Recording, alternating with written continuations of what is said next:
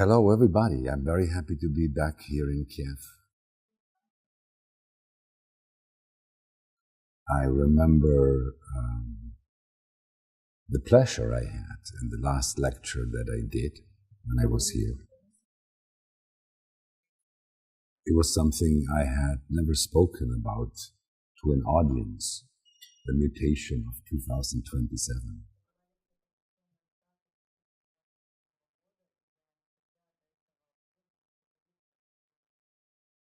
And today again I find myself talking to an audience about something that I have only dealt with as a teacher and as a public human design figure only at the very beginning of human design.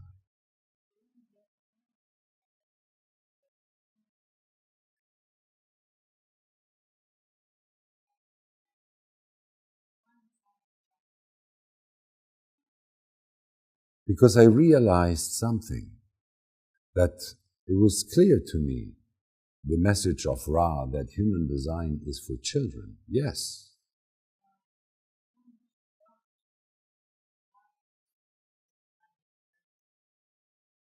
But there was a problem. The problem is you can't get to the children directly. You can only get to the children through their parents. And most parents are not aware of themselves. They are not aware of the real value that human design has for them as individuals.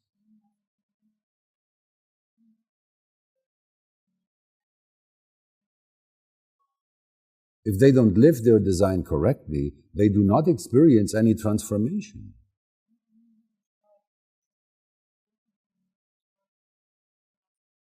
And if they do not experience any transformation, their relationship with human design is based on belief.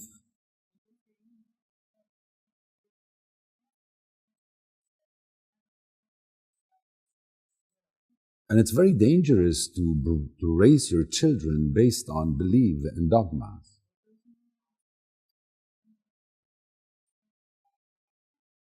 It does not matter if it is Christian dogma, communist dogma, or a human design dogma. There are so many people who believe in human design and do not live their design.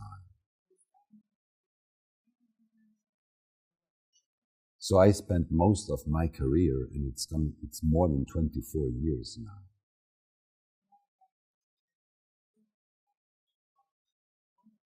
working with the parents. Working with myself as a parent. This young girl, woman that you see there, this is my only daughter. She became 21 years old this month of August, which means that I was 3.5 years in human design when she was born.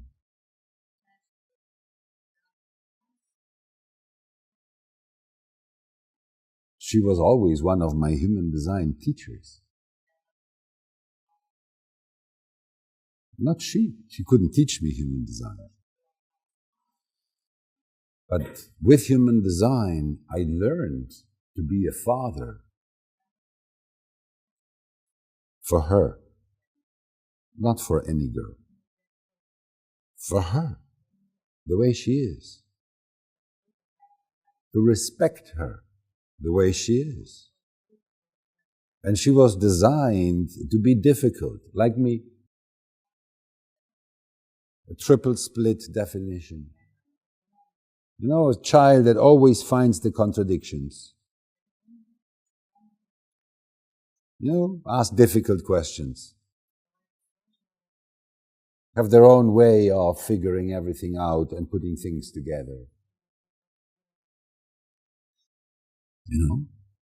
I could see from the moment she was born in her design that she was carrying everything having to do with challenging the authority.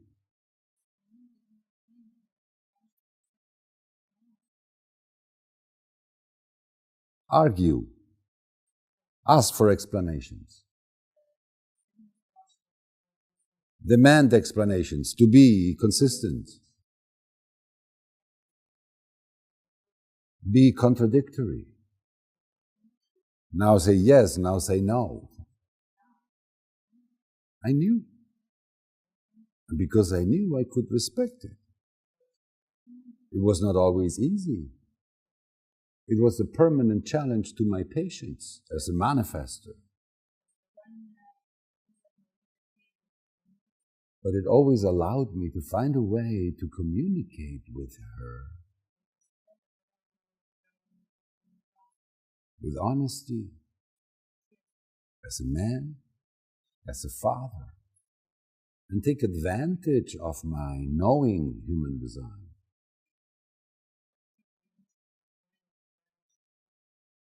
She never understood human design. She was never interested in human design. See, when she was born, I was a beginner in human design. I was still testing the knowledge myself. I still do. I'm a 1-3. I'm here to go deeper and deeper and deeper and deeper and deeper. See, now I have gathered enough experience to do this kind of presentation of what a big difference it can make to know the design of your children and to treat your children with respect.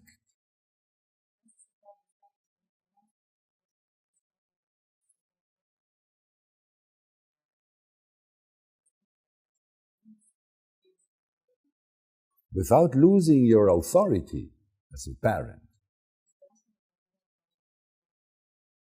You know, I always allowed her to choose for herself.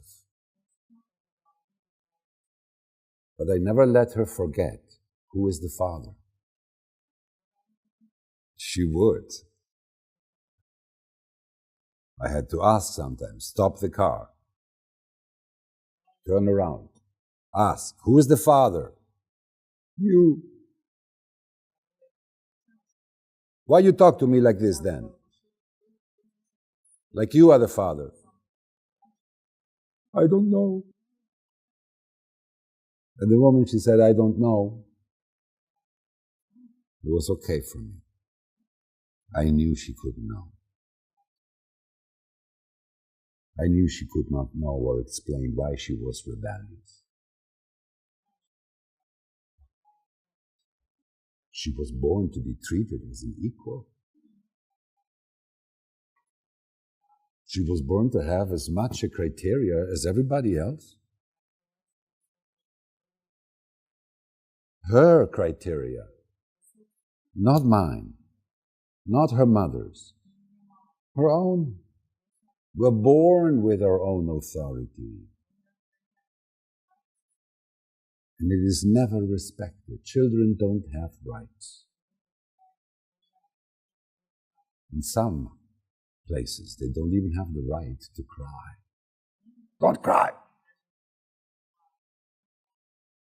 They don't have a right to be. They have to accommodate. It's demanded. It's civilized. To impose beliefs on children. To impose limited understanding on children.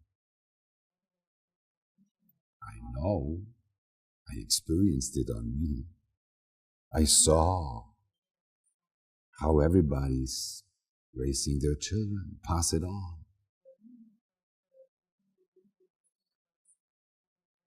Every generation marking the next generation with the same beliefs. Nothing new. Now you see, nine-centered parenting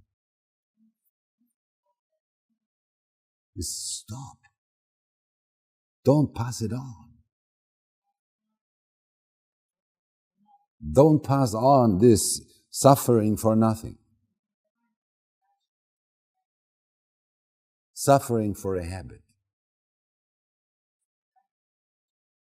For most women, becoming a mother means they're no longer an individual.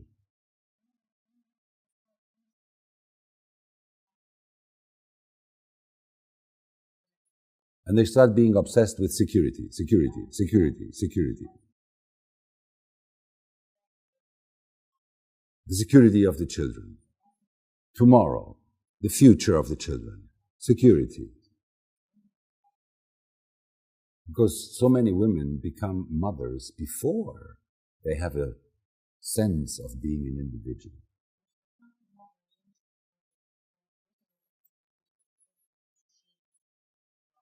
I was fortunate. I did not become a father until I was 36 years old.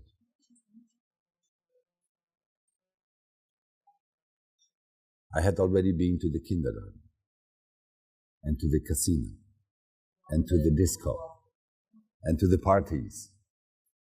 I already changed girlfriends enough times. I had already played every possible game a man can play with women. I was ready to look at myself as a man, not as a lover, as a man. Being a father made me more me, not less. I didn't stop being a manifester because I became a father. I didn't become a frustrated slave or a husband because I became a father.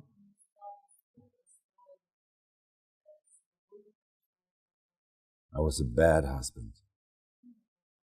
I was a good father. I'm not a comfortable boyfriend to have.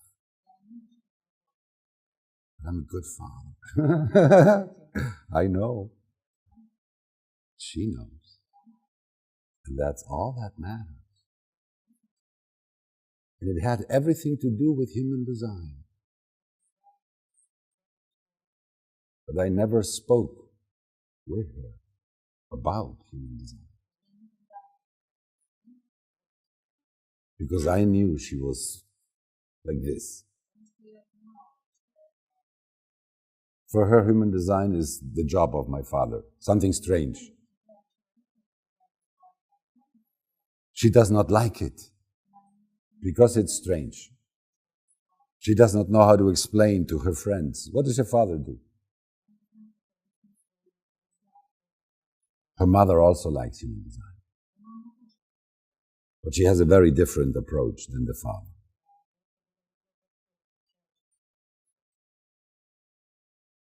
So she never had the perception that human design is just mind, nothing real.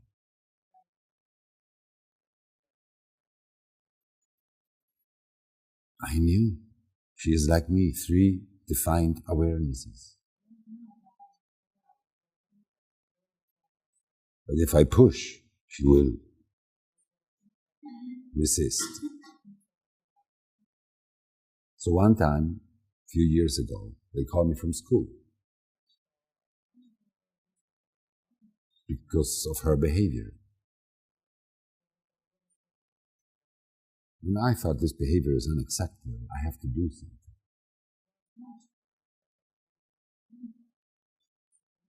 I tried to do her design. She was 16, maybe. It was the worst reading I ever did. As I was speaking, she was looking at me like somebody who does not understand anything and is afraid that you can notice that she's not understanding anything.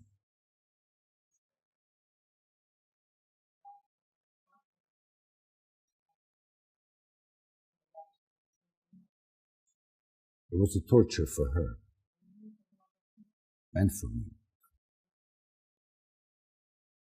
So in the meantime, she went to university. She's a student. She got her first job. she started meeting the real life, the real world. And she realized she's lost. All her friends know where to go, what to do, she does not know. She's like me, an open G center, a chameleon. And she does not know, because she never let me explain to her. You know, she's a smart girl.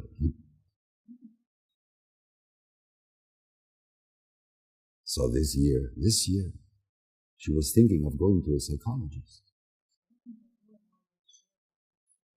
She was having this identity crisis.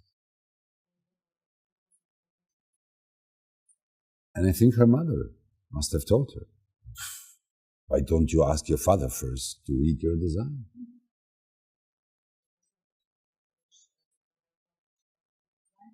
Or maybe it was her own idea.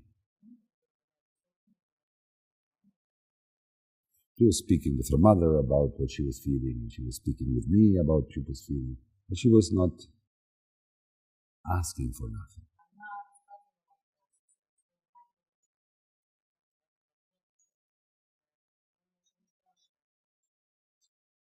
So one day I come back from work from somewhere, maybe even after Kiev last time, and she comes and she asks me, would you read my design to me? And I said, what? Yes. Really, Sidika? Yes. I said, good. Yes. We made an appointment. We met. And I explained. We both cried. Because she could suddenly understand how patient I had been. Waiting for her to want to listen to me. For free. Other people pay. She knows that people pay. She knows that I'm successful in my work. I could feel her curiosity increasing in the last years. But I just kept waiting. And this year she asked. And it was one of the best experiences I had. Not just as a teacher, as a father, as an individual, as a man, you know. And something in my soul, as a father that cares for the future of her daughter and how well she knows how to take care of herself.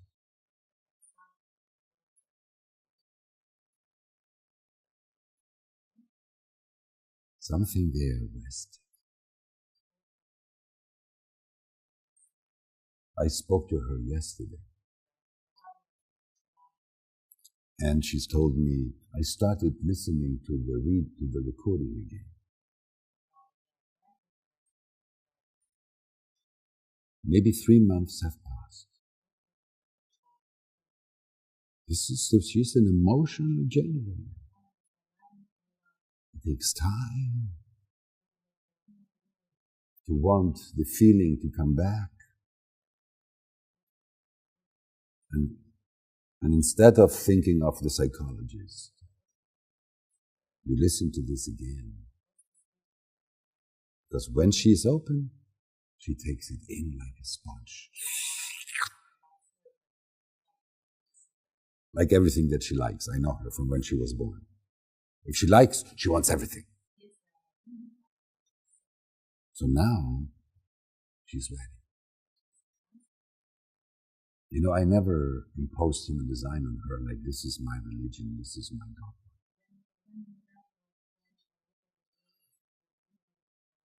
I am too aware of how we like to use knowledge to deceive ourselves.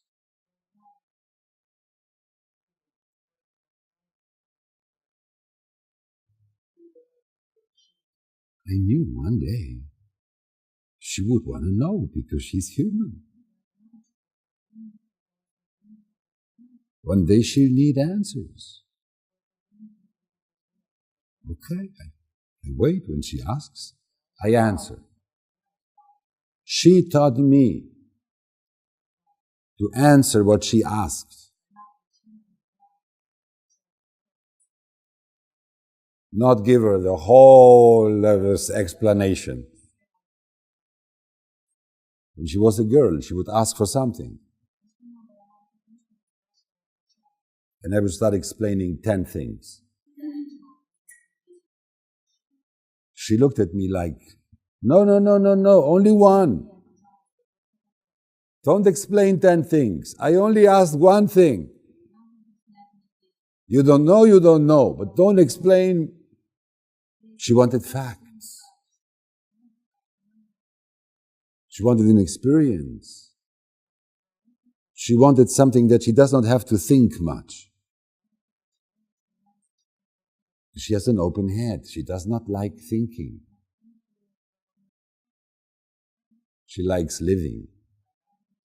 She's an energy being.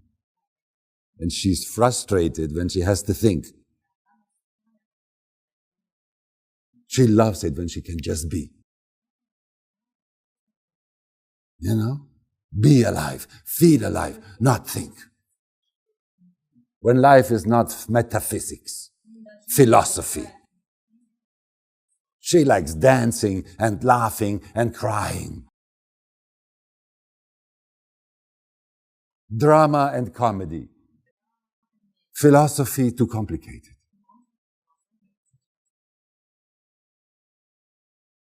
So I had to wait until she was ready to accept that not everything can be explained in black and white. That life is full of grace. But there is a way to understand. I had to wait. See, sometimes because when she was born, there are so many things about human design that I will show you here tonight. I didn't know that when she was born.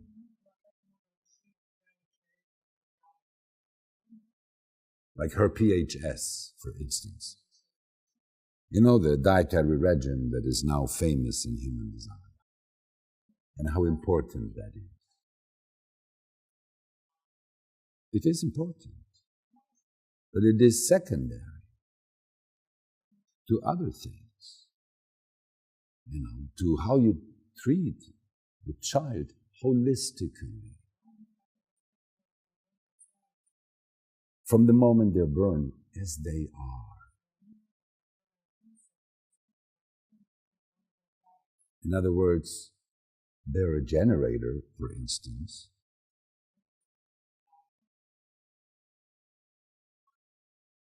What you can expect from a generator is that, you know, from the moment they're born, they're going to be expressing two things. They smile when they're satisfied. They cry when they're frustrated. Very simple. They're saying, I am satisfied. I am frustrated. Somebody do something. You know? If there is a projector, they're going to be so attached to you. You know? It's going to take more time for the projector child to realize this is the mother, I am me, we're not the same.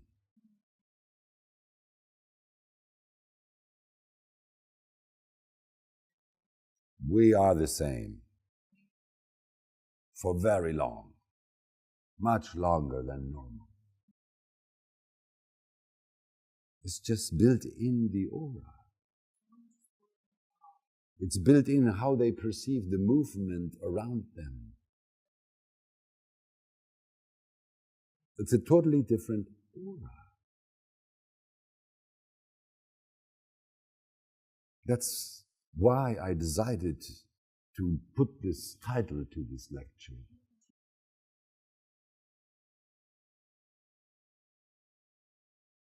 That mind-centered parenting is rooted in self-love. It's only when you don't let other people interfere with you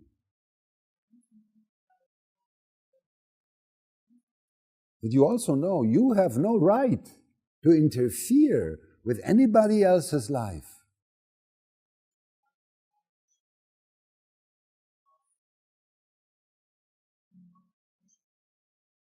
If you live by your own authority and being your own authority makes a difference for you,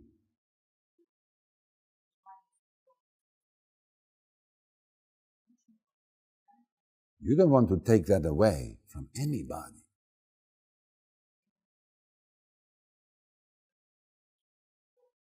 Least of all, from your own children. That you decide for them if they are hungry or not. This is sick. The child does not want to eat. It's obvious they are not hungry. Children are children, but they are not stupid. They're not so stupid that they don't know when they're hungry and when not. But who respects that? You have so many ideas about what is normal and what is not normal. See, mind-centered parenting is not about raising a normal child.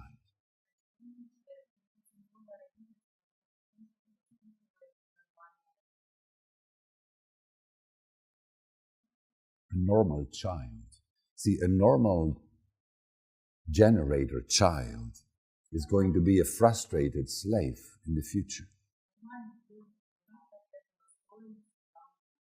A slave of survival. A slave of security. And a slave of sex, thinking it's love.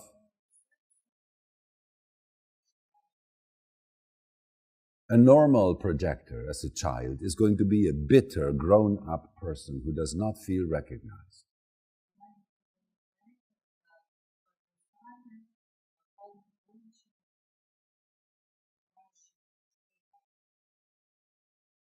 See, the one thing I did not try to be a normal father. I did not try to be a good father for her. I tried to be a good father for myself.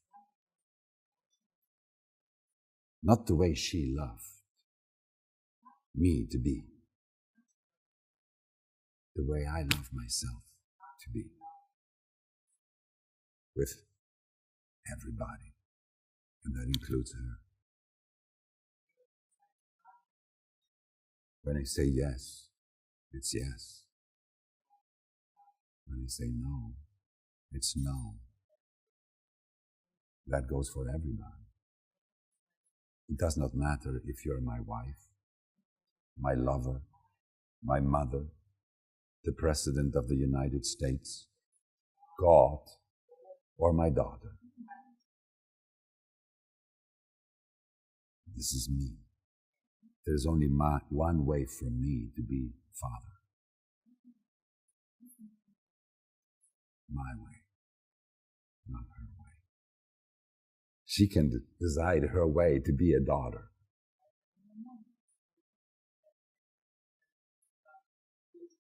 And I can be sensitive to her way of being a daughter and learn to be the best father possible for her.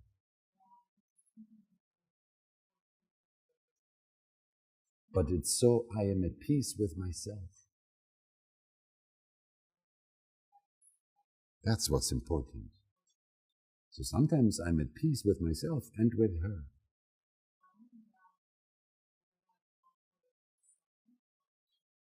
But sometimes I'm at peace with myself and she is not okay.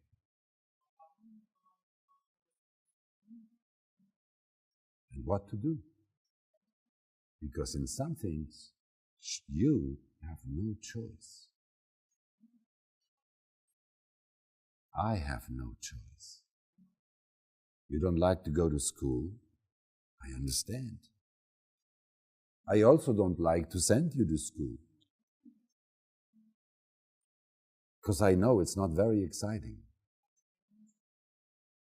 But I know that not sending you to school is a worse option. So sending you to school is the lesser evil. Go and learn about the normal world. Go and learn that not everywhere is home.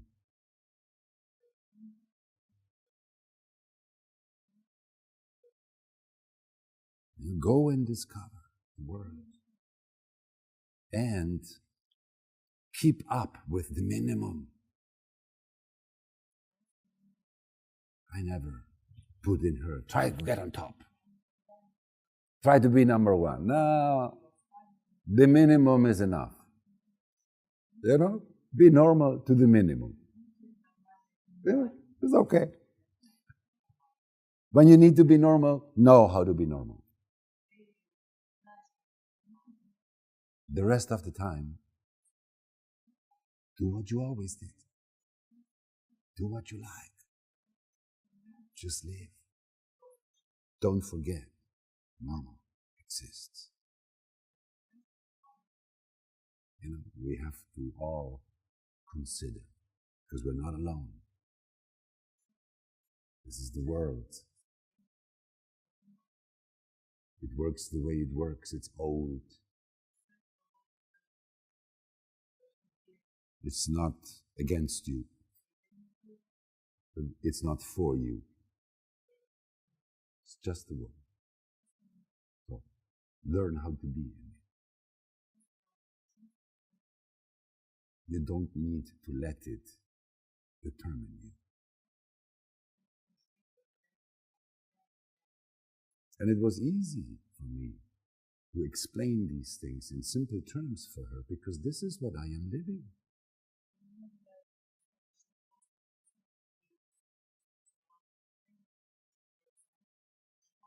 I'm living in the world. I'm doing all of this professionally, like it is done in the world. But at the same time, I'm just being me. This is an exciting moment in my life. To stand in front of an audience and do one of my emotional striptease performances. Where I reveal to my audience, who normally are people interested in human design, the helplessness of being human.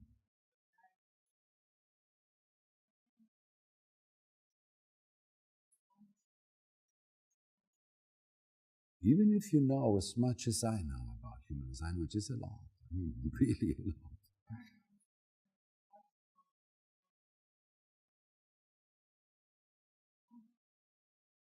Because most of the time, doesn't matter.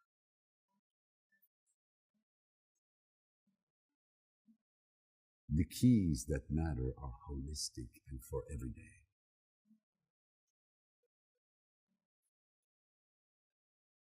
%80 of us are energy types. It's what we do with our energy that keeps us in balance or not.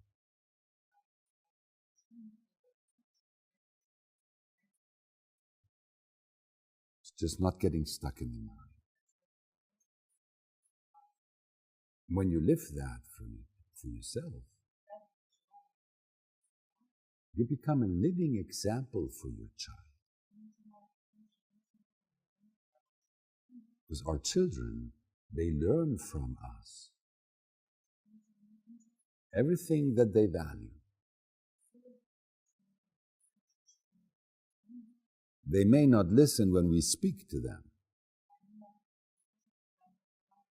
but they watch us, how we behave when we are confronted with life.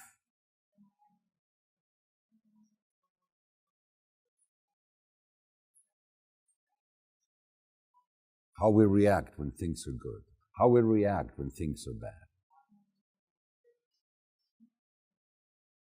how we behave with the people we trust, how we behave with the people we don't trust.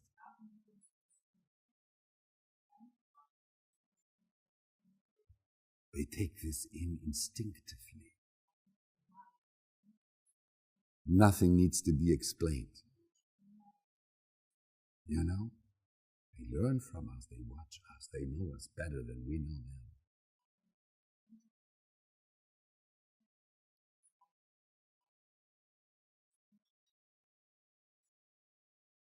So,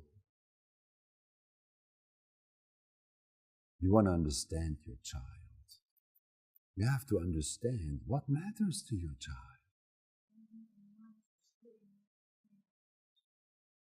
You know? My daughter, she's a generator. So the only thing that ever mattered to her since she was born is, I am satisfied, I am frustrated.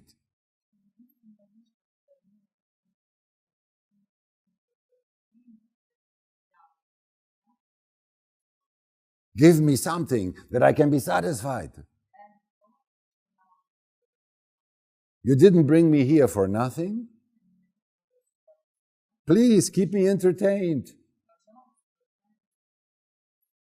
She has a defined root, defined spleen, defined sacral, defined solar plexus, defined ego, 4 motors. You know, she's designed to make noise and make sure she gets attention.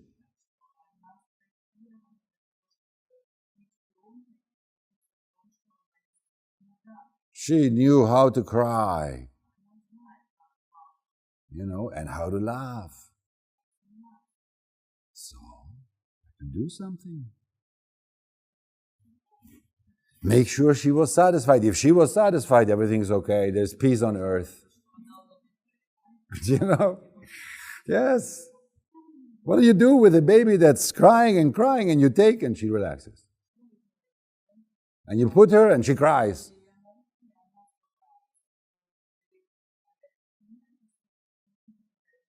That's it. You know, she was designed to be spoiled by the father. So every time I heard her frustrated, it was, what's going on, Sidika? Oh, I have this problem. Yeah, it's okay.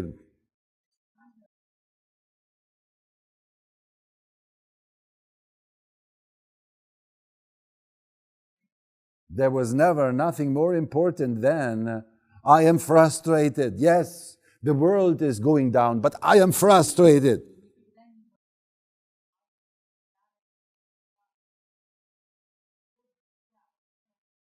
How come the most important thing for me is not the most important thing for everybody?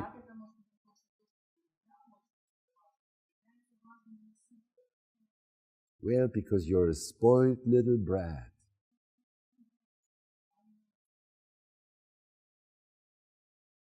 You know, from the moment she was born, she had to be shown limits. You know, and I would be a patient, very patient father. Much more patient than I would ever think I could be patient. I thought I'm a really nice guy. I really love this girl. But she always brought me to this place of, I could really kill her.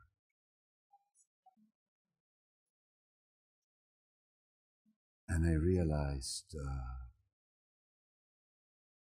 I better go. Leave her alone. And in leaving her alone, my consciousness, my understanding would find a way to come back and explain no choice. in a way that she could understand. It's not personal. It's not because I say so. Ask your friends. There had to be evidence. I had to find a way to speak to a little girl that thinks she knows more than you.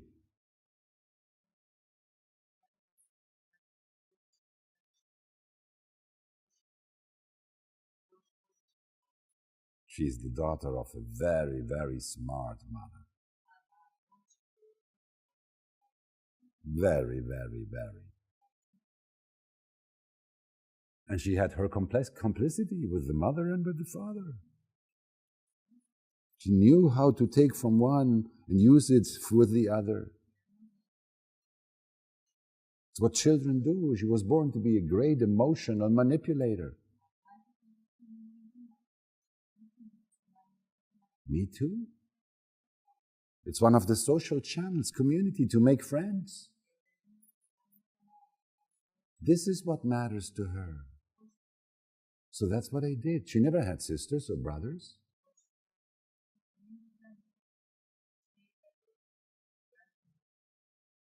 I brought her to friends. The first word that she learned was not Papa or Mama. It was hello. Hello. She's a 2-4. The channel of community, the personality, sun, earth.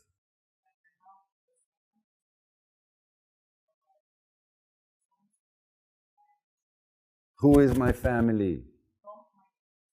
She knew everybody. And who goes with who? You are from him. You are from her. It's how children identify the world. She was like that before she could speak and explain. See, well, you're a father. I'm an emotional father. She's an emotional daughter. There's so much there that is non-verbal, non-rational, beyond rational.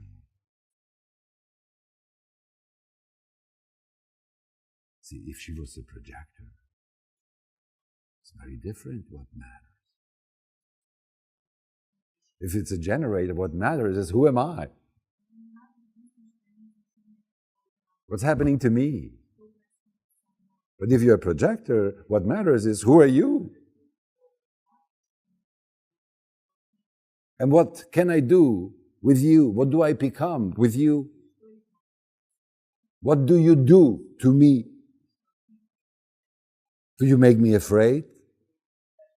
Do you make me laugh? But it's about you.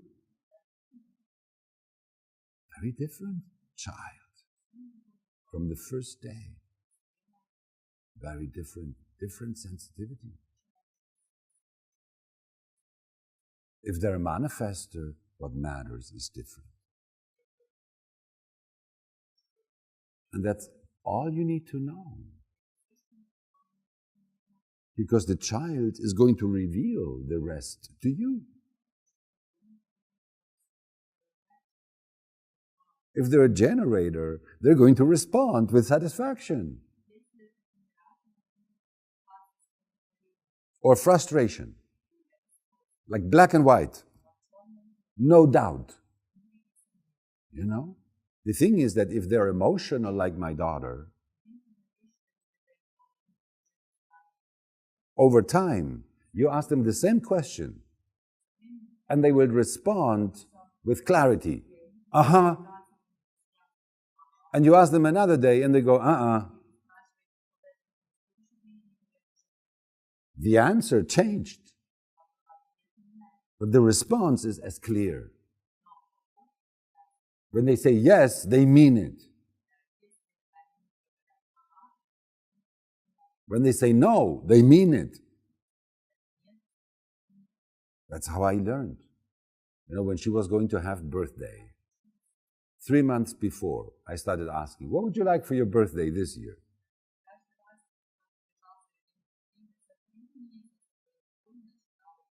So she would tell me this. And I knew, okay. But I knew that most likely, at the end, this was not going to be the thing. Because she always had a list that she had to choose. So, a week later, I would ask again, you still want that? No, maybe. I'm also thinking about that because So eventually things would just move.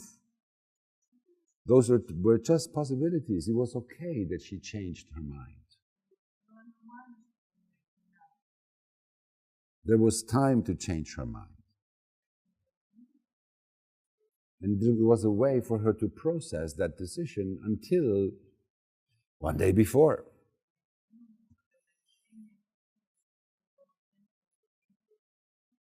So it was always her decision. And it was a clear decision. You can't have everything. Because that was what I wanted her to understand. You can't have everything. Nobody can have everything. You don't need to have everything. So you better be clear when you define your priorities. Because I knew that this is all she needs to know. What is important for me? And I knew that learning this lesson was going to be difficult for her because she has an open G like me. I knew how easy it is for her to get lost with her friends, to meld with her friends, to forget herself in others. I also knew that this is why she would suffer the most in this life.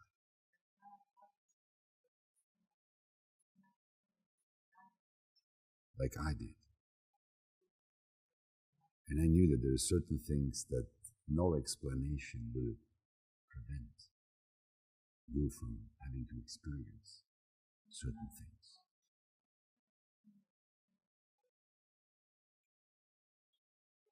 It's how we all learn, by living. One experience makes for 1,000 explanations. That's why I love human design. You can have the experience. No need to believe. See, once you understand what matters,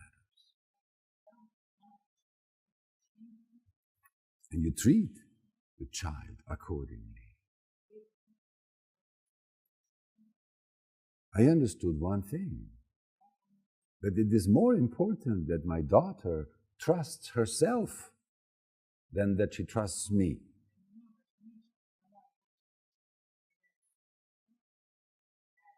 I never wanted her to believe me. I never told her, if you don't do this, this is going to happen to you.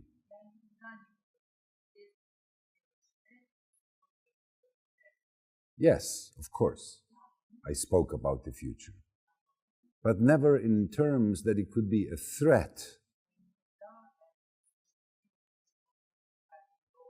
I never spoke to her like she's stupid or lacks intelligence to understand me because she's young and small.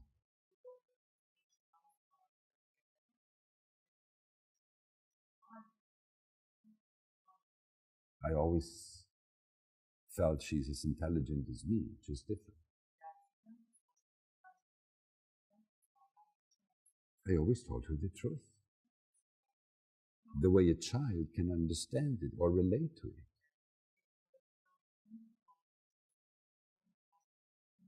Because I'm aware that as a manifestor, I'm not a normal creature.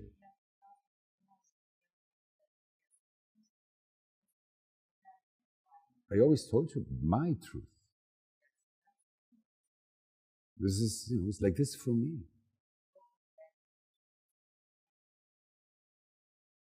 And I let her have her own truth.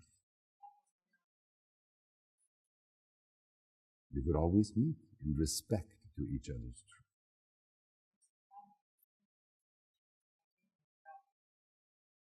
But I always nourished her determination.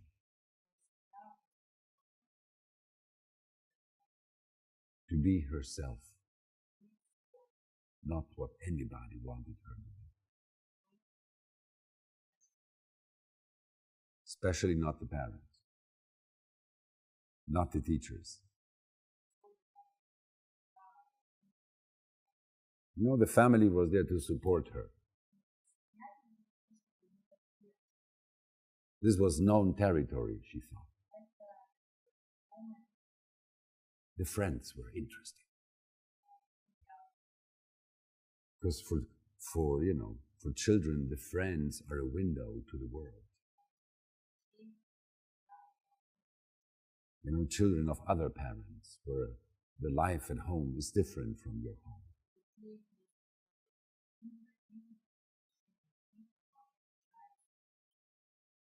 That's interesting. So this year, it was her determination who asked me for a reading.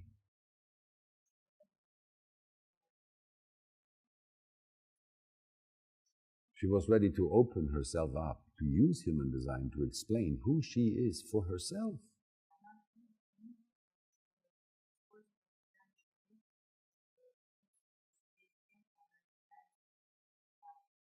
Not for me. She also knew I waited 21 years, I could wait 30 maybe.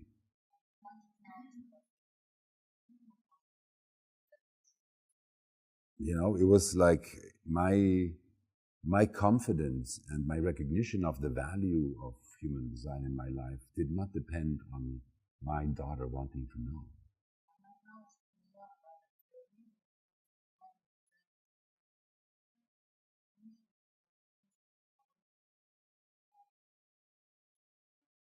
I knew. And the fact that I knew was enough. To use human design to protect her from all the conditioning that could distort her and that I could avoid. But there were certain things I could not avoid. Conditioning is necessary. Our children need to know how to be different in a normal world.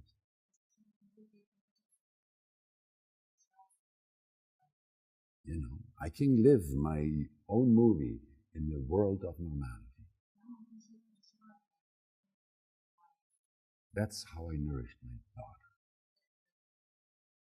I never blamed her for being egoistic.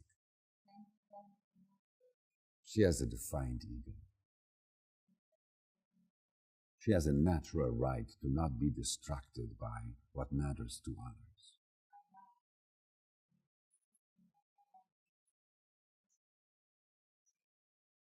She's designed to care for herself. Because when she is satisfied, she spontaneously cares for her friends. You should see her care for her friends. She's much better than me, and I'm good.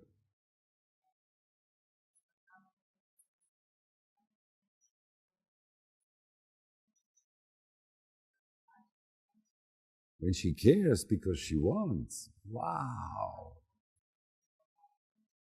It's amazing how much she can care. But if she doesn't want, she doesn't give a damn. She's like a 2-4. Leave me alone. Leave me alone. Rigid. See, every child is born with a predisposition for differentiated brain function.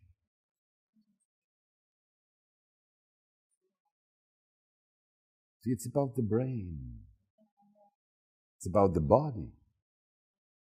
But the body, the brain is the body's coordinator. It's the coordinator of satisfaction or frustration as a daily menu.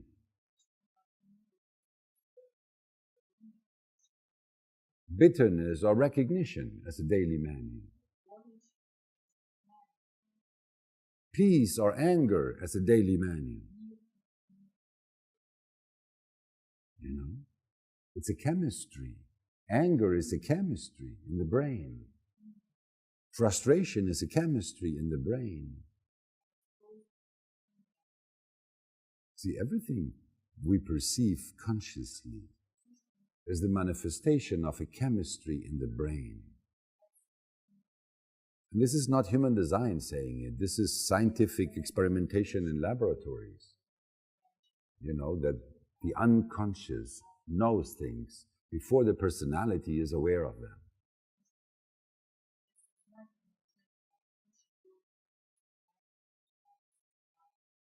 See, I know, I knew before human design. I was in Pune. I connected with the world of energy. My personality sun is in an open center. I was forever confused in my personality. In India, in Pune, I discovered the world of energy and I started feeling comfortable with being out of my mind most of the time.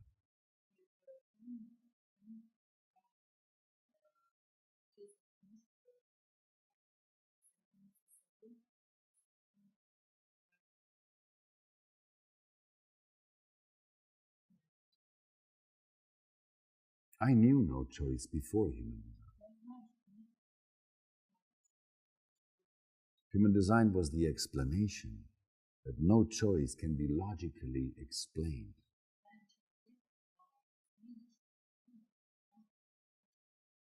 That was amazing for me.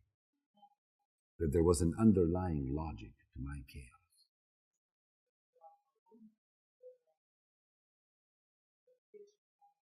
And because I could understand the underlying logic of my own chaos, I could understand the underlying logic of my daughter's chaos from the moment she was born.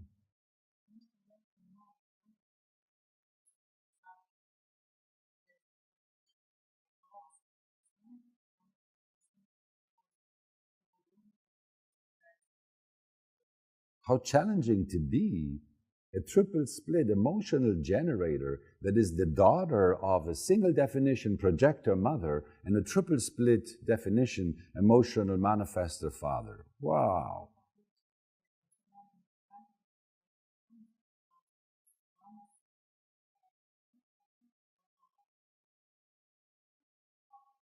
And it was clear that she is what mattered. She had a right to be satisfied no matter what.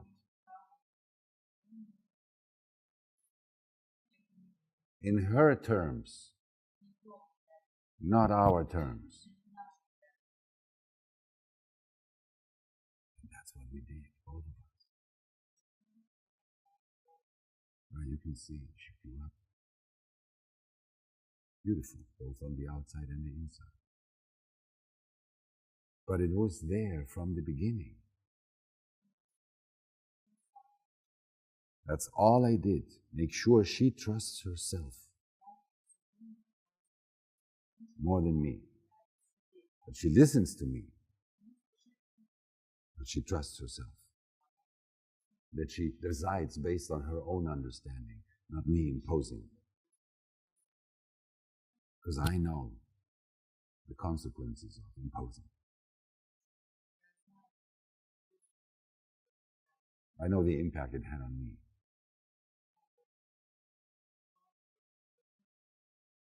That was the one thing I did not want to do. Because I knew very well where that goes. So any other alternative was better for me.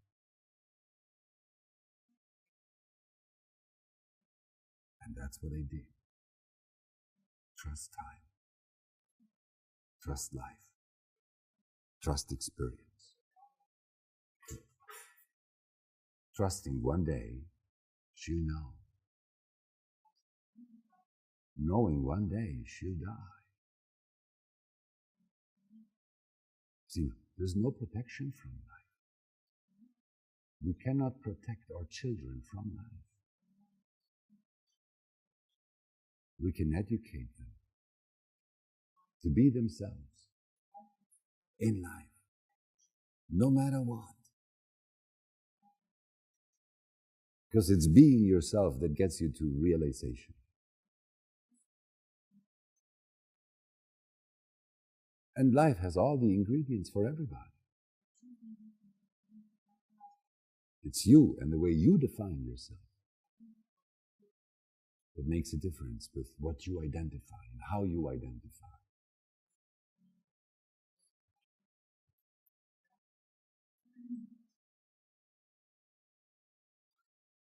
See, as we are all born with a predisposition for differentiation, we are also born with a predisposition for homogenized brain function. See, the moment the mother decides when the child is hungry, the child starts eating based on the time. It's time to eat, come. But I'm not hungry. Well, it's time to eat. You eat now or there is no food.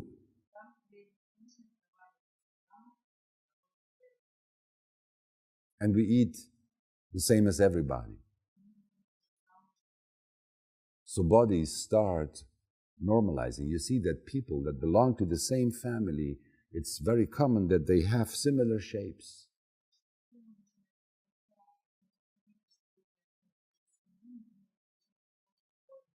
Similar smell, similar chemistry, because it's the same food. And for most people, food is connected to culture. The local diet. You know, here it's the Ukrainian diet. In Italy, it's the Italian diet. So brains become homogenized. You know, the sensitivity that is there in the beginning in the children gets dulled out. It adapts to the habits.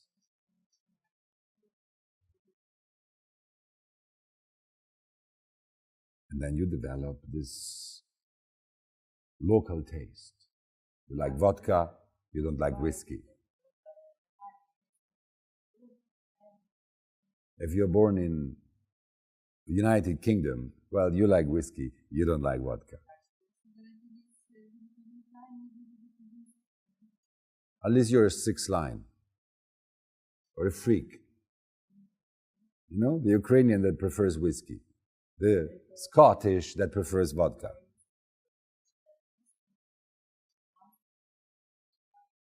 We live in times of globalization.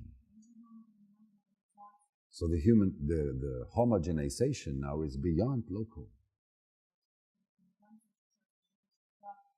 We have universal models that we all can connect to through the internet, through the media. And all of this is just leading to more and more and more ideals about, you know, how children should be raised. Manuals, books, videos.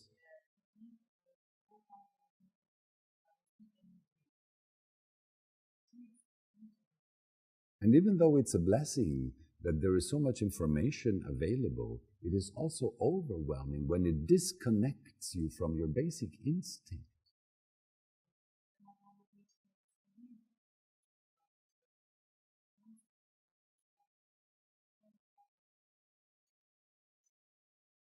You know how many manuals were there for bringing up children 50 years ago?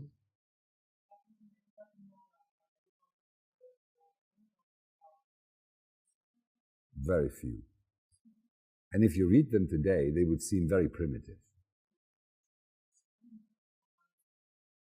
But when they were written 50 years ago, they were bestsellers.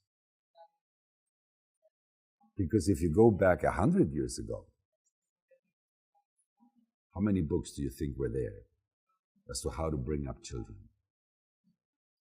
See, emotional intelligence is a term that is less than 50 years old.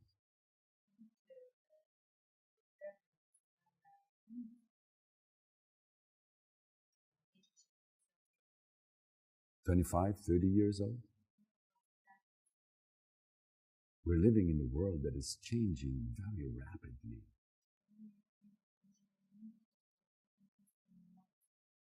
And there is a great loss of authority. There is a problem with authority between parents and children.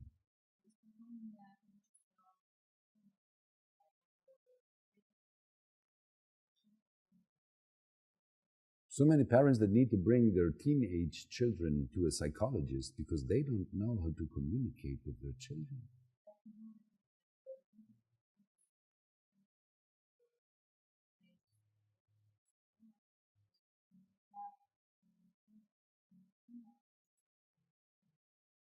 Because children now are born into a world where the rules are malleable. You can change them, you can break them. There's so much freedom.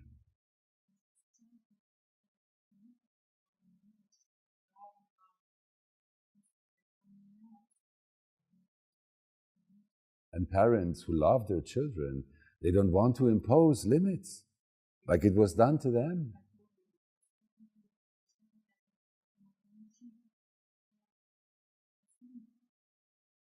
So there is this problem with young people not accepting limits.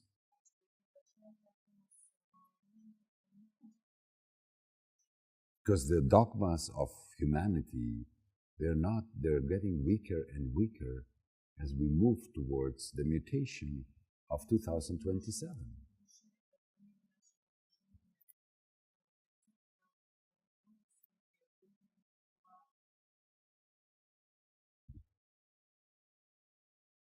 I mean, I don't want to give too much attention to this extreme, but I do want to mention it,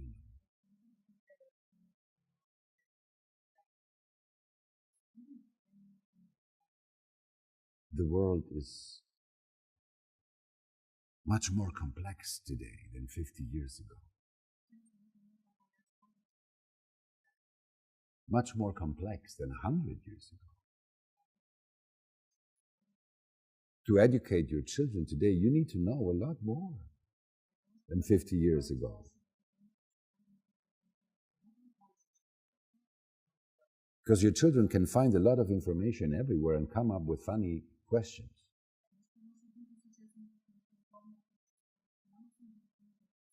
It's easy for children to challenge the authority of the parents in these days.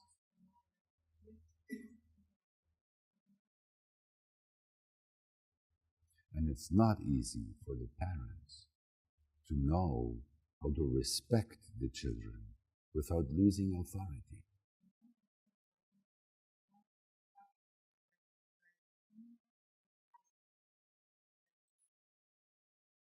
As a result, there are parents who don't know how to put limits.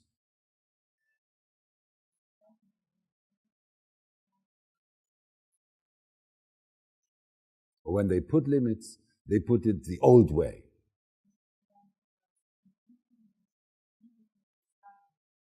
And then they don't feel good with that. So they say, "I'm sorry. I apologize. I should not do this. You can do."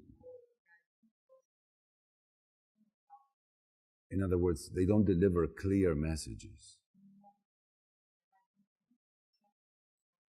The children know you're not clear. You say no, but it can mean yes. See, that's the negative result of this mutation, is that the more sensitive we become, the more confused we are.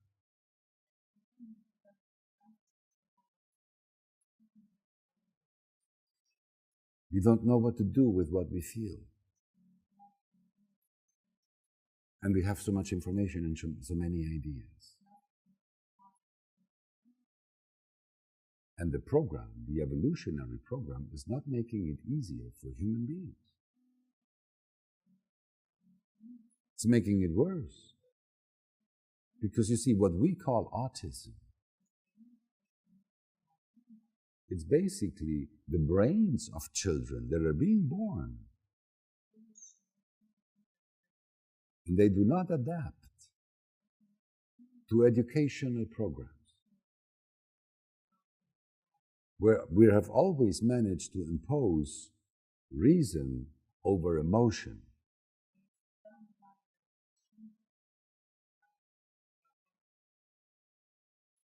Emotion now is more powerful than reason. That's why you can find now so many cases where children, the emotion, are aggressive with reason, the parents. Parents who have to call government to help them because they don't know what to do with their children. They are good people, and their children is coming out a monster. And they don't know why. They don't know what it has to do with them. They don't know how much of their shadow this child is bringing out. So they sent them to a psychologist. And the psychologist is going to put the child through a psychopharmaceutical program.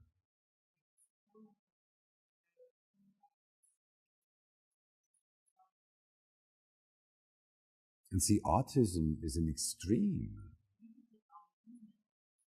That doesn't have to be autistic. Parents of emotional manifesting generators. That's bad manners when they lose control.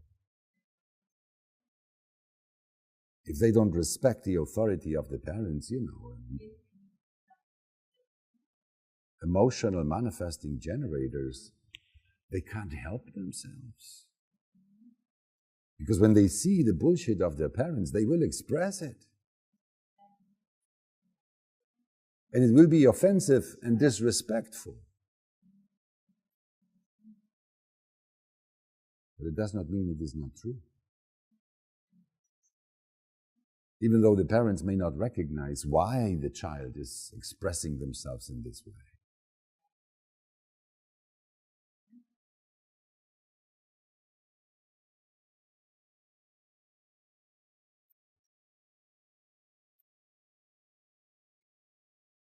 See, before you communicate with your child verbally, there's a long time where you communicate with your child with no words.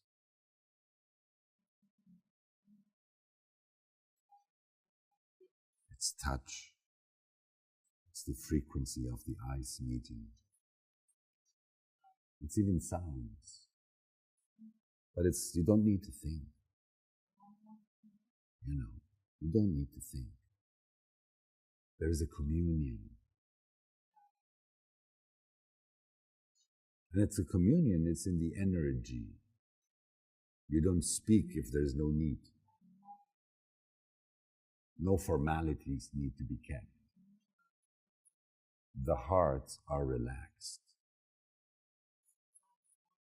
There's no need to pretend you are what you are not.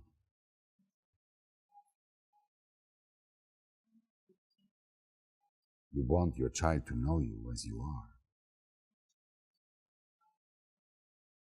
And you want your child not to be afraid of showing you how they are.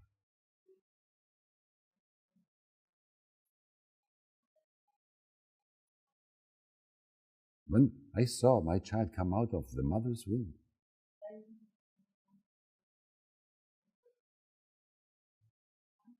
she was complete. She was the way she was. It was so obvious that she was not born to be an object of my imagination.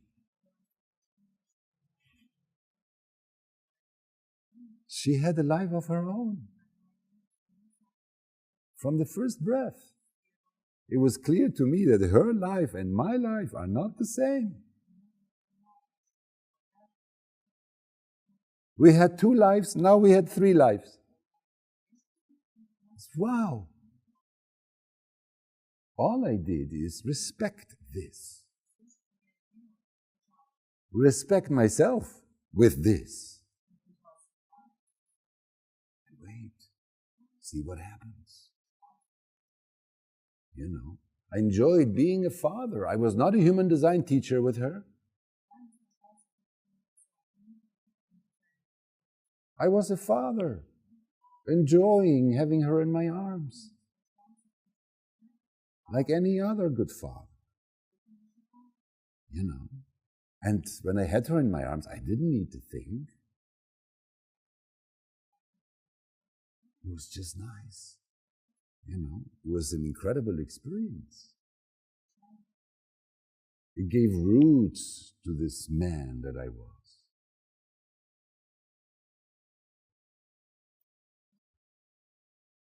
This communion was to be kept in the energy. If we couldn't meet in the energy, no communication between us is possible. And it was my responsibility to know when we cannot meet in the energy because I am too angry for this.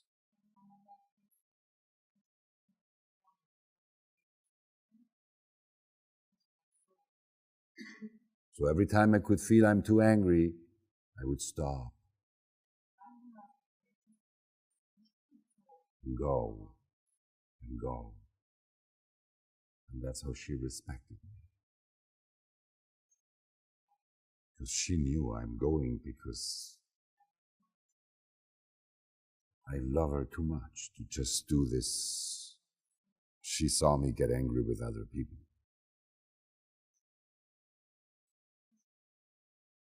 She also saw me get angry with her. And she knew I only go there when I cannot avoid it. Because if I can avoid it, I look for the other option. And that's how she kept trusting me, even if I got angry on occasion.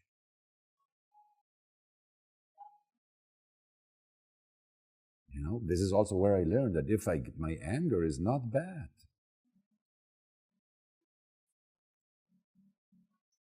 Sometimes it's the only way that she will listen. So, okay, if you want it like this, I can give you like this. You know, it was not a choice, but if I had to be, I knew how to be angry with her. And not blind. So part of my learning to use my anger, to express my clarity, not just to destroy, but to be clear. You know? And you see, from this communion to communication, you'd be surprised how little we speak to each other. I caught her yesterday. A week had passed since I sent her a couple of WhatsApp. We never spoke much. But every time we speak, we meet. We know what matters. We know if it doesn't matter, we laugh. There is true communication there. Always. And I'm always in communion with her. I know she's there. But I don't need to pretend I care more than I care. I miss her more than I do. And she doesn't have to pretend she misses me more than she does, you know.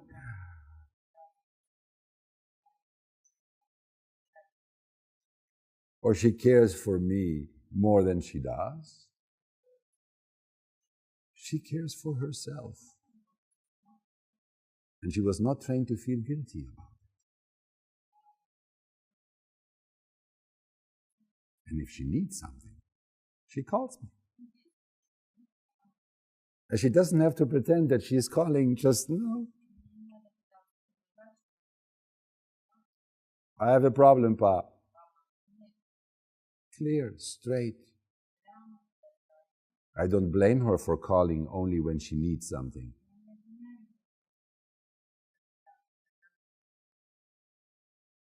And she doesn't call me for nothing.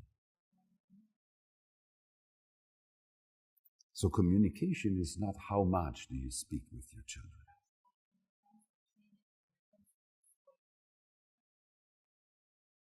but how honest. You know, when do you need to say something? Do you need to say something? Because communion is communication in silence. You know, there's deep silence between me and my daughter.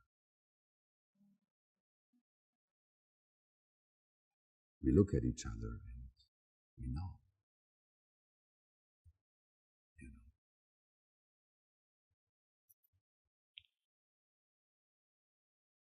Now more and more we find cases of children that isolate themselves.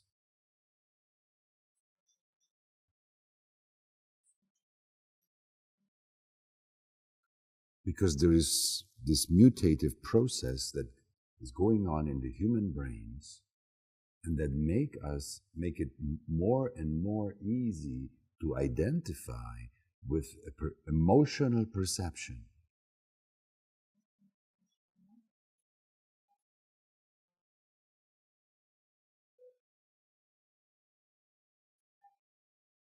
And see, emotional perception is holistic.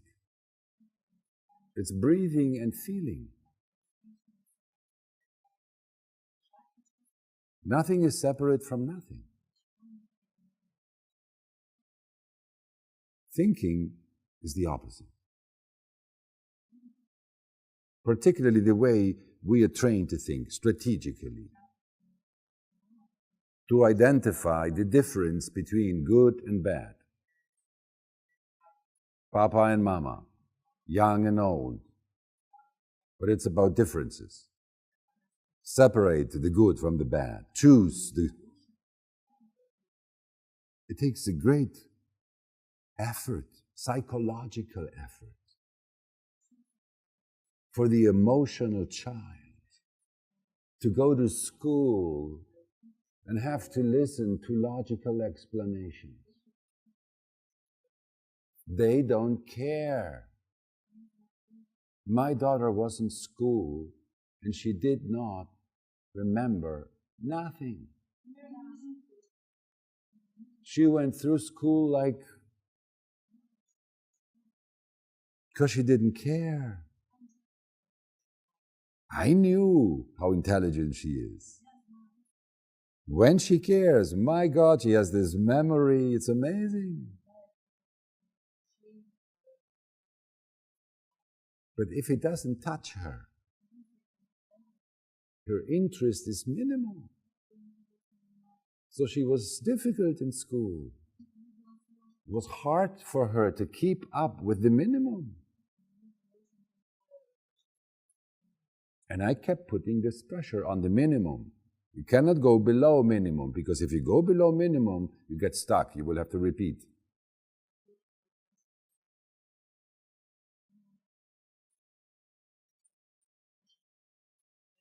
Well, she only understood it when she repeated.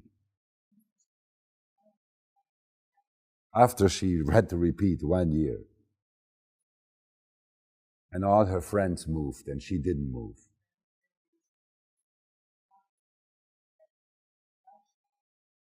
And listening to the same thing for the second time as an emotional person, it was easy. But the next year, she paid more attention. Not because I was telling her, because I had been telling her from the beginning. Pay attention while you're in class. You have a receptive brain. I mean, I didn't tell her, but I knew. If you pay attention when you're there, you'll remember enough.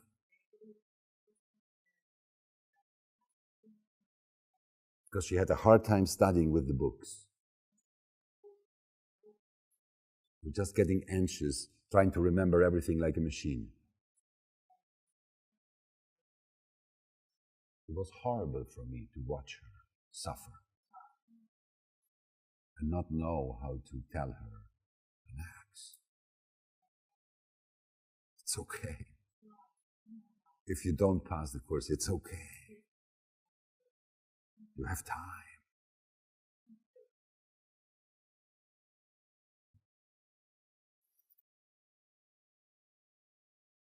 We're so fragile when we're young, so fragile.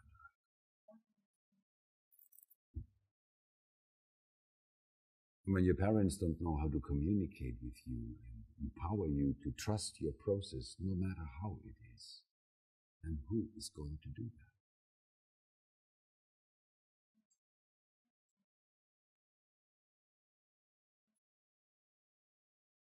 To understand your child's concerns, your child's vulnerabilities, your child's challenges.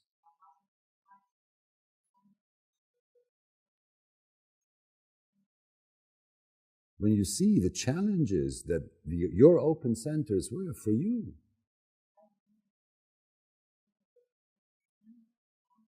you understand the challenges that they stand in front of.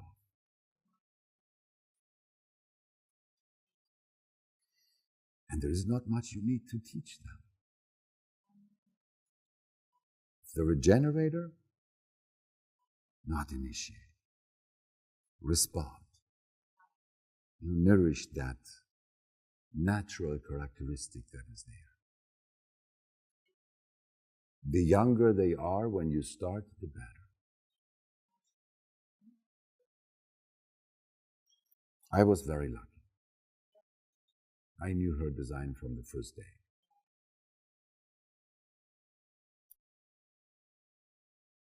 No, this is not a guarantee that she's not going to suffer. That there is not going to be pain in her life. But that she will learn how to deal with this pain maturely.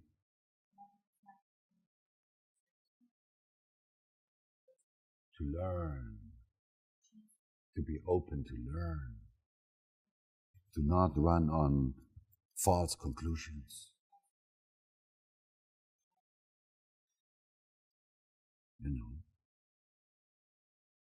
To understand what we are as humans. That we are self-reflected consciousness. We are not here to be like others.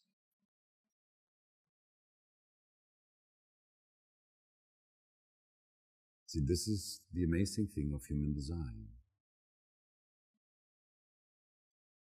It explains the helplessness of the personality in its relationship with the brain.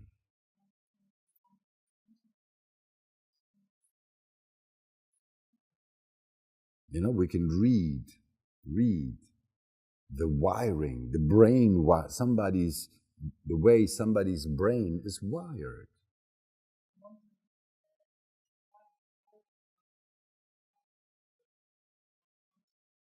If they're a generator, or if they are a projector, if they're emotional or not, if they're single definition or split, if they have a defined throat or not, which center that throat is connected to. My daughter has a defined throat. It's connected to her ajna. One of the logical channels. So she has this mind that reasons and reasons and reasons and reasons. But it's not connected to the energy. The energy and the mind do not go along. And it creates conflict for her.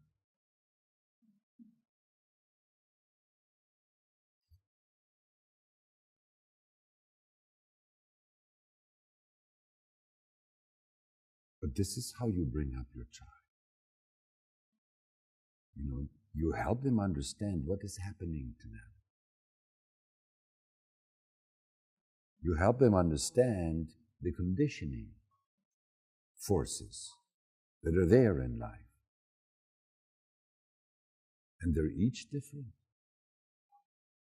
And you don't have to explain everything in one day. You just have to basically allow yourself to be real with them.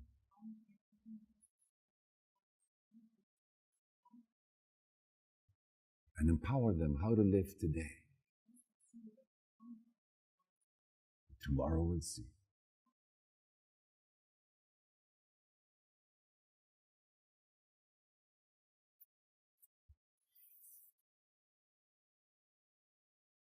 See, what I'm going to show you today is something it's all the tools that the analyst can use to look very, very deep into all kinds of nuances as to what is the predisposition in the child of their uniqueness beyond type.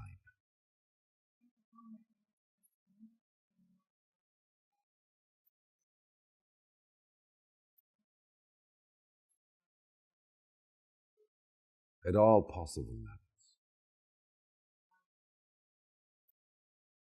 We can look very deep into not just the centers, the channels, the circuits, the gates, the lines.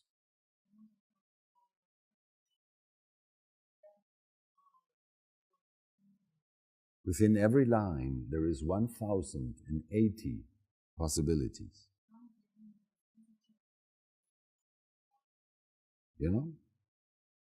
You can have the same line and have a totally different variation of that line than somebody else who has the same line.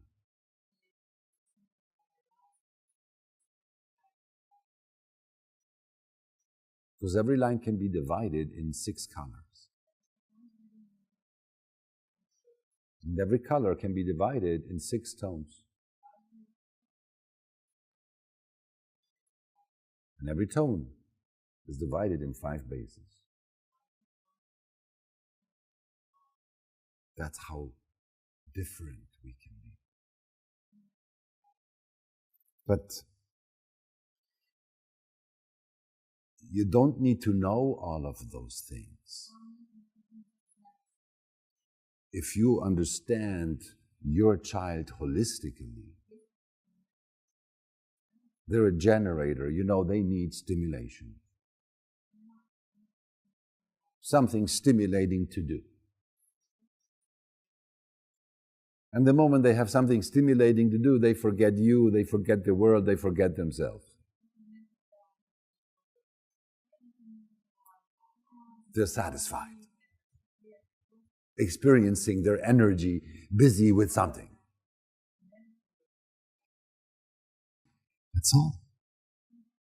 See, every time you ask a generator, child, would you like to do this? And the child goes, they're motivated. You will not have to push them. You will not have to remind them. If you forget, they will remind you. When are we going? When do we start? Can we start now? They're motivated and ready.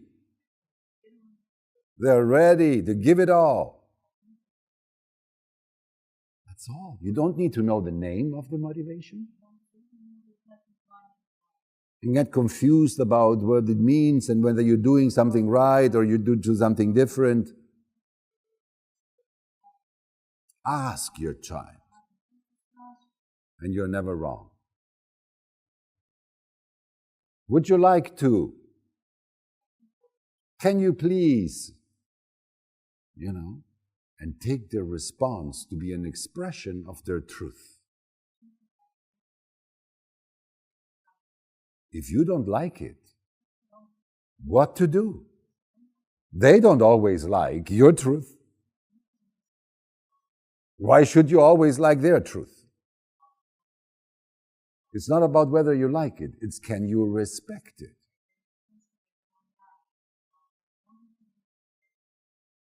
That they're not there to be a convenience to you. They're there to have a life of their own. Then you have someone real in your life. Because what you put in your children is also what comes back at you from them.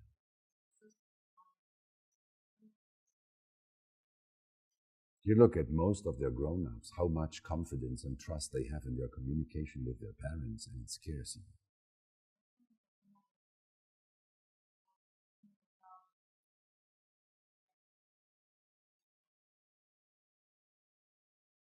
Because there was never real communion.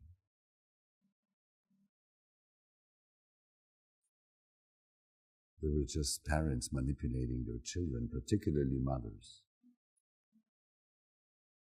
You know, mothers are the greatest manipulators of their children. No mother wants their children to know how they really are. You know, their morality is highly censored.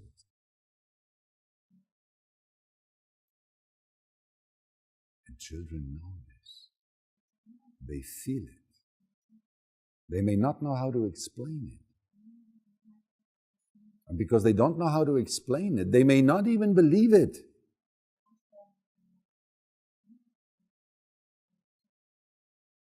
But they feel it. And they carry it with them.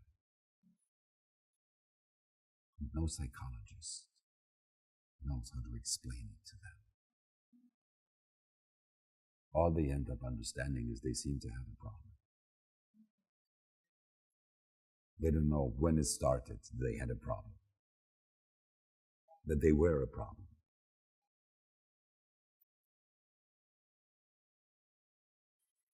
It's all, you know, if you really want to take this conference to its extreme, we don't know what the potential is of a child that is respected in their integrity from the first moment they come into the world.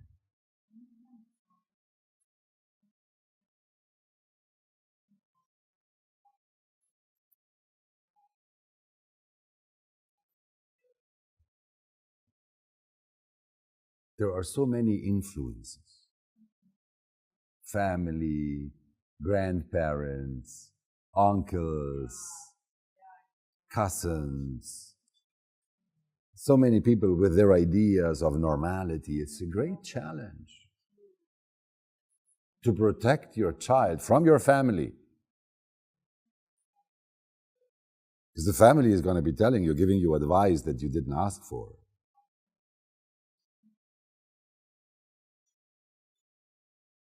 See, family brings in the tradition. Children are brought up in traditional ways. Because tradition worked in the past, it seems to provide security. It's normal. It's what everybody does. So you see, to raise your child in a nine-centered way is a risk. You do that at your own risk. And you can only do that when you are living your own difference for yourself, because you know the difference that it makes.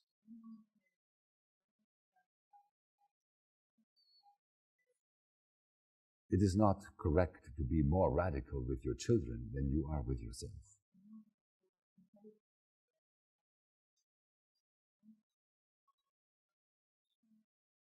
Because if you don't know for yourself, how can you be sure that applying what the design of your child says rigidly to your child is actually going to be good for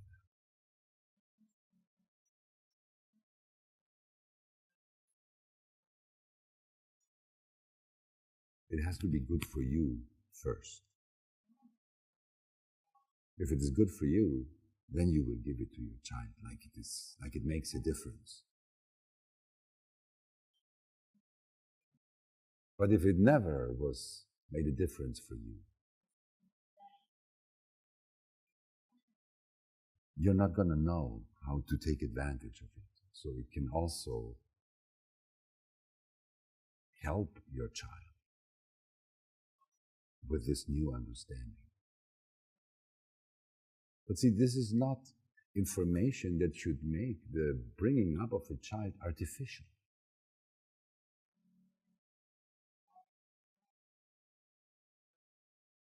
It's an experiment. You offer your child something that you think is good, but you give your child the right to reject it.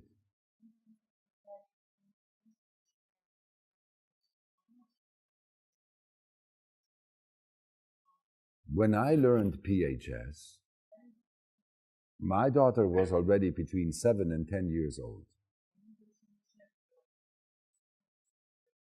Her PHS is cold. So she was supposed to eat cold from the beginning. Well, I didn't know. So she got used to eat hot. She likes hot food. She does not like cold food. She does not like a lot of salad. And I realized it's too late now. I cannot impose on her to eat cold. It's too late. All I can do is tell her, if one day you have problems with your health,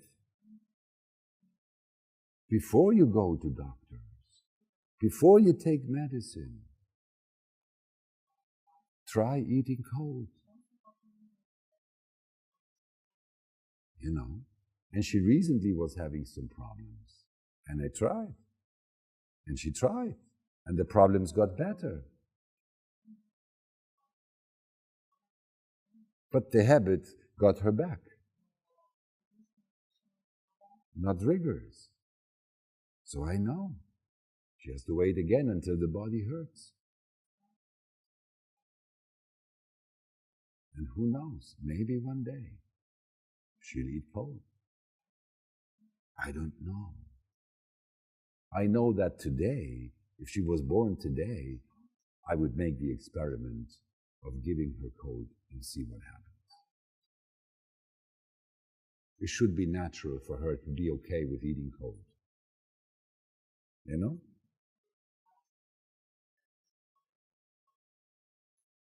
If all your life you ate cold, well, maybe it's... By the time you discover you can only eat hot, you go like, oh, no. It should not be forced. I actually remember that when she was eating on her own, it would take her hours. So she would let it get cold, and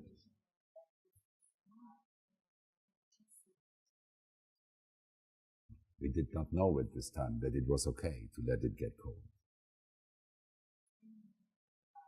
Don't eat before it gets cold. No, let it get cold, and then you eat it. And if you're not hungry now, well, when you're hungry, it's here. You can eat it cold.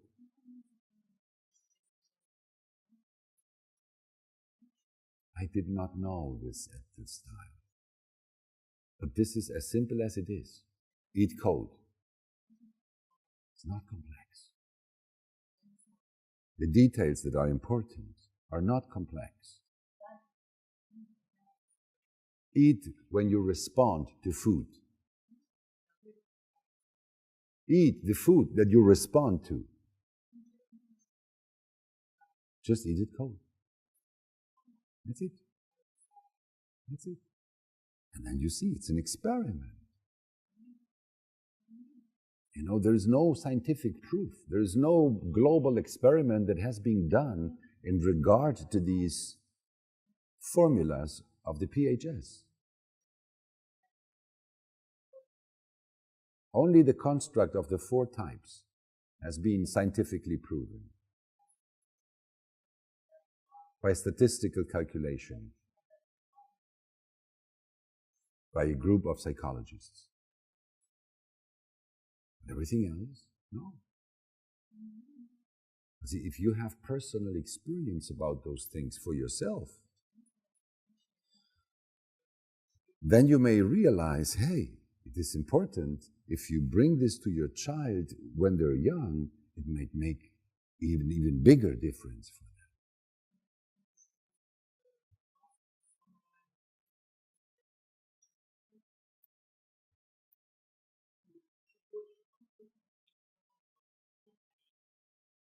See, to understand motivation is to understand what the child wants to learn, what is interesting for them.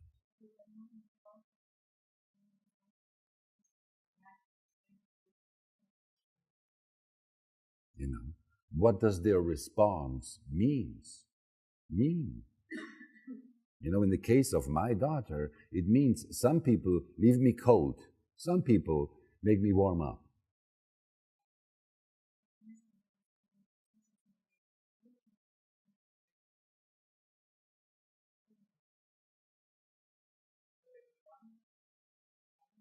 In other words, that cold and hot is an important binary for her.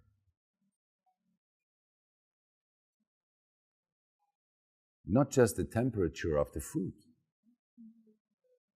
but the temperature of her emotional life.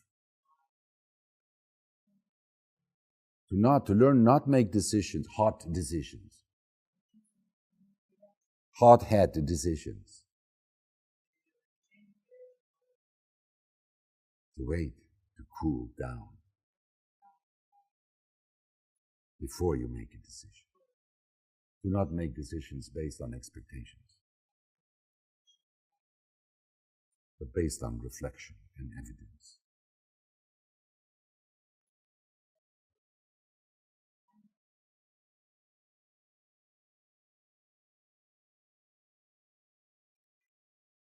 See, when a child comes into the world, their pure resonance,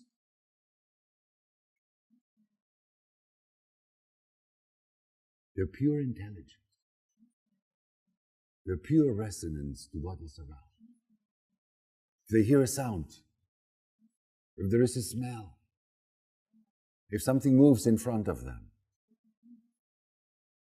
their pure attention to any stimulus, pure resonance. That's who we are. Our chemistry reacts to chemistry. Our consciousness reacts to stimulus. Life is stimulation. And we are designed to react in a unique way. Two brothers sleep in the same room. Someone slams the door in the house. One of them wakes up. The other one keeps sleeping. Different brains, different receptivity, different systems, different metabolism, different brains.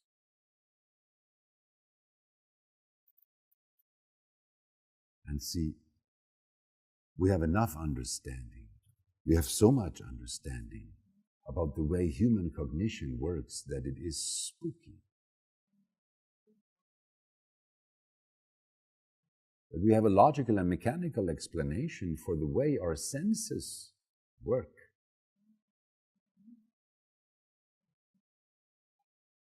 And how our mind is connected to our senses.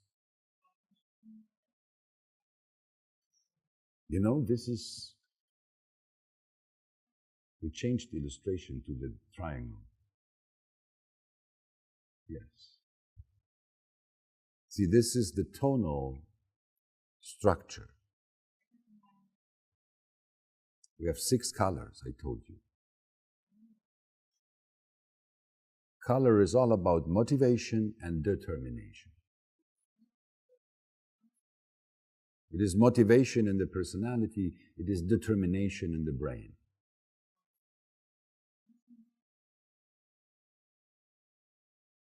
Beneath motivation and beneath determination, there is a tone.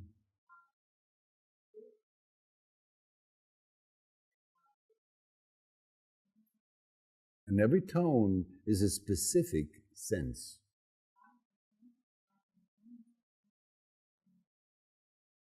We have 7 senses as 9-centered beings. You know, and these senses, the way they work, you can see the way they work. It's a triangle. And it's the same triangle that the body graph. You see the body graph? It comes in a triangle.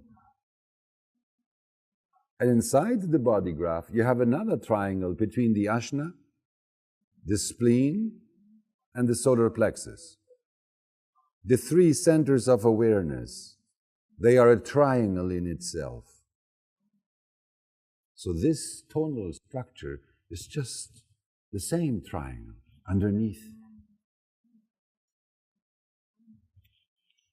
So on the left, you have the first and the second tone on the lower left angle.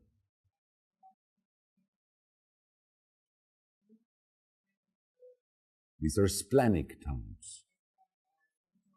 They're smell and they are taste. Both sensations in the body. When you go to the upper angle of the triangle, this is called the Ashana binary. No smell, no taste. We have the eyes. We have the eyes.